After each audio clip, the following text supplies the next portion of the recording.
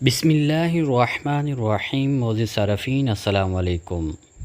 ایک بار پھر سعودی عرب بیرون ملک موجود غیر ملکیوں کے اقاموں ویزوں میں 31 اگست تک مفت توسیع.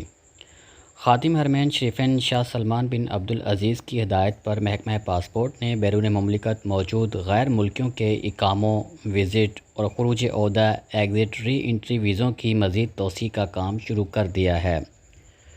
سرکاری خبر رساں ایجنسی ایس پی اے کے مطابق یہ توسیع بغیر فیس اور بغیر مالی مقابل 31 اگست تک ہوگی. اقاموں اور ویزوں میں یہ توسیع خودکار نظام کے تحت ہوگی. اس کے تارکین کو اپنے طور پر کسی کارروائی کی ضرورت نہیں پڑے گی. توسیع کا فیصلہ کرونا وائرس عالمی وبا سے رونما ہونے والے مسائل سے نمٹنے کے سعودی پالیسی کے تحت وزیر خزانہ کے جاری کردہ فیصلے اور سعودی شہریوں اور غیر ملکیوں کی صحت و سلامتی کی خاطر مقررہ حفاظتی تدابیر کا حصہ ہیں.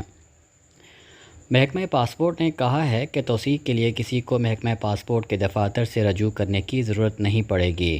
سارا کام نیشنل انفارمیشن سینٹر کے تعاون سے خودکار نظام کے تحت انجام پائے گا.